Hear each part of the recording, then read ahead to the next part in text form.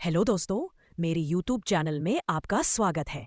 मेरी horror story अच्छी लगे तो लाइक और सब्सक्राइब करें और कमेंट करें।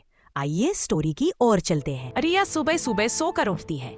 आज उसे अपनी सबसे प्यारी दोस्त अनामिका की शादी का न्योता मिला। शादी छत्तीसगढ़ के देवगढ़ गांव में थी कि ये गांव सदियों से एक श्राप के अधीन है। रिया ने अफवाहें सुनी थी, लेकिन उसने कभी विश्वास नहीं किया था। शादी वाले दिन रिया गांव पहुंची।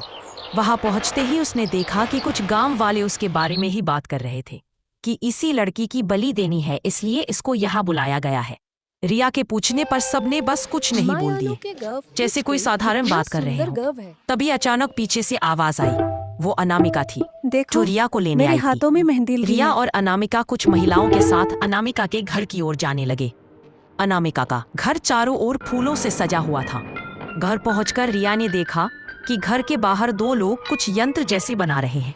रिया ने अनामिका से पूछा, ये क्या बना रहे हैं? अनामिका ने कहा, इस गांव की परंपरा है, जिसके घर शादी होती है वहां बनाना पड़ता है।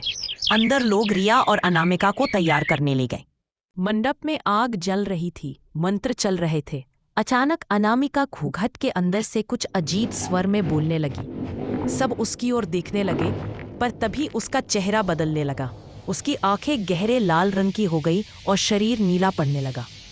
पंडित मंत्र पढ़ते रहे, लेकिन अनामिका अपने हाथों से मंत्र पढ़कर आग जलाने लगी। उसने अचानक अपना रूप बदल लिया। रिया चीख उठी, लेकिन बाकी गांव वाले शांत बैठे रहे, जैसे ये सब पहले से तय हो। अचानक हवा तेज हो गई, आग और फैलने लगी। रिया सबसे पूछती है, क्या हो रहा है? तभी एक आदमी रिया के पास आता है और कहता है, ये सब तुम ठीक कर सकती हो। रिया घबराकर अनामिका की ओर भागी, लेकिन तभी अनामिका ने उसकी गर्दन पकड़कर कहा, आज मेरी जगह तुझे चुना गया है। रिया के होश उड़ गए।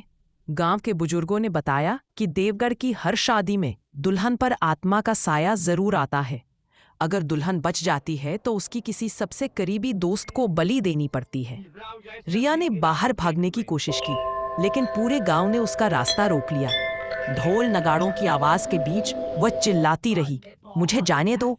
लेकिन अगले ही पल मंडप की आग और तेज हो गई और रिया की चीख पूरे गांव में गूंज उठी। रिया वही जलकर मर गई। अगले दिन गांव में सब सामान्य था, जैसे कुछ हुआ ही ना हो। शादी हो चुकी थी। अनामिका दुल्हन बनकर अपने घर चली गई। कहते हैं इस घटना के बाद कोई लड़की उस गांव की शादी में नहीं जाती है।